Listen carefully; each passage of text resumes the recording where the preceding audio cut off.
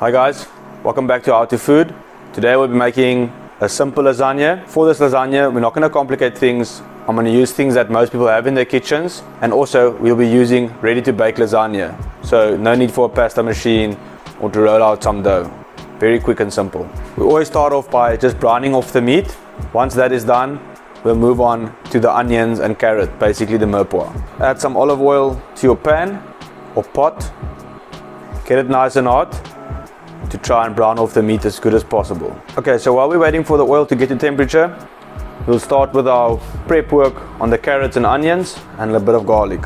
So basically, you just have to chop up your carrots. You can chop it in any size that you want. Doesn't matter because the sauce is going to be going for quite a while, so everything will cook down anyway. Onions simply go down the middle. When it comes to the meat, guys, the more traditional recipes calls for pork and beef, but in this case I'm not going to try and complicate your lives, guys. I just use beef normally, works great. I try not to just drop it all in at the same time. I'm trying to make little balls so just get some browning action before it just reduces all the heat in the pan. Just get a wooden spoon, move around your meat a little bit and let it continue browning. I'm going to chop up the garlic so long.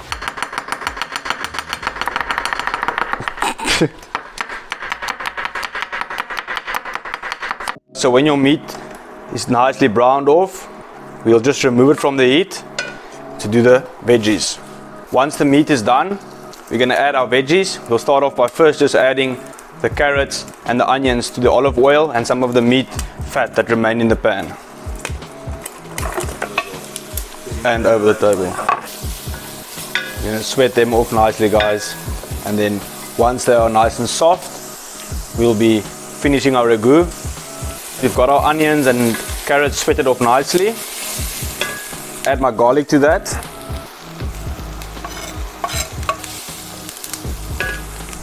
Add the meat back to that. To our meat mixture, we're going to add about 5 grams of tomato paste. Gonna even touch more. Let's do a touch more. So 10 grams of tomato paste. 1 can of tomatoes, diced tomatoes. You can take whole tomatoes, it doesn't matter, it's gonna cook away. And stock of your choice, guys. Whatever stock you have, vegetable, chicken, beef, anything will work. 250 milliliters of stock. Guys, and now we're gonna let it simmer for 1 hour.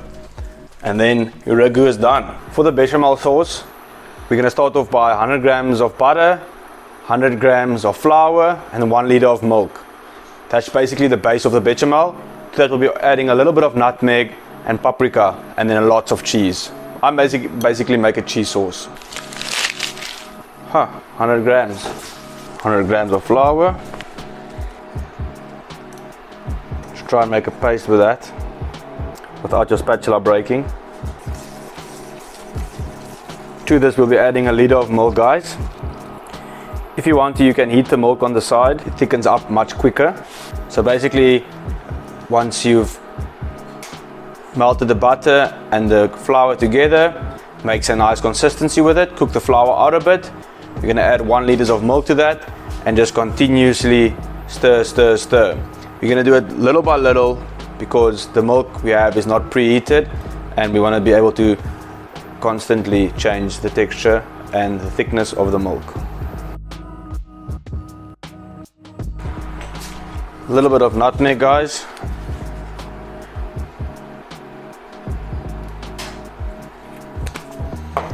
And no one does this, but I like adding a little bit of paprika to it as well. Like I mentioned previously in the episode, I'm not going to try and be fancy with pecorino or parmesan. Simple cheddar, nice strong cheddar. I've got some white cheddar that I'm going to put in as well. This really makes the sauce very intense and it goes amazingly well with your ragu that you're making on the side. I'm going to add some of the cheese to the sauce. It will thicken it up quite a lot, but it's fine. You can just adjust by adding more milk. You want the sauce to be slightly thinner than the end result because once it starts standing around again, it will thicken up. So as you can see, I haven't salt and peppered it yet. Most people prefer adding white pepper to a bechamel sauce because of the color and the consistency. To me it doesn't matter. I add black peppercorns that are crushed freshly. To me it doesn't really make a difference. So you'll see this will start becoming like a stringy cheese sauce. I'm going to change the consistency with adding some milk again. Please excuse my whisk, guys. It just broke in my hand. Still does the job.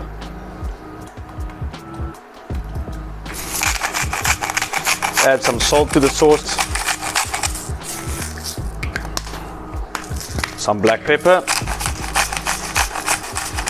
Very taboo in a bechamel sauce is cracked black pepper. And some more cheese, why not? This is just, like I mentioned again, guys, very accessible. This is just a white cheddar. That's it for the sauce. It will thicken up slightly while it's rested. So just make sure you don't make it too thick. After an hour of cooking, more or less, this is how the mince will look like. Get yourself an oven-proof dish, and then you're going to start off by layering it. You start off with some meat sauce on the bottom. Then we layer our first sheets of lasagna. Then it's another layer of meat sauce.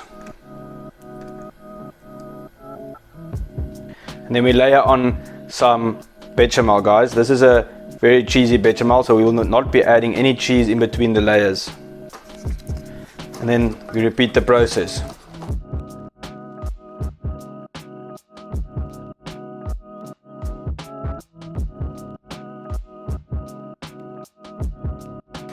Just layer it the same every time. It's only the start layer that doesn't get bechamel. The rest gets bechamel. So it's basically meat sauce, lasagna sheet, meat sauce, bechamel, lasagna sheet, and repeat.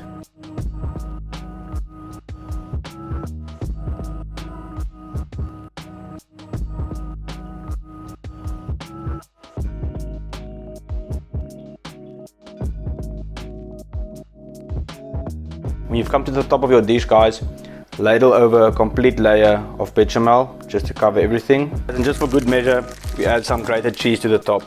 And that's it. Into the oven for 45 minutes or until cooked through. And lasagna is done. There we go, guys. 45 minutes later and you got a beautiful lasagna. So, of course, you want to eat it while it's hot, but I always prefer to let it rest about 15 minutes. It just settles the lasagna nicely so you can cut it much better. Time to try and cut into this lasagna. Always try and get these side pieces off. All the goodness is there. And that's a wrap, guys. Please remember, all the exact ingredients is in the description below. And please remember to like and subscribe.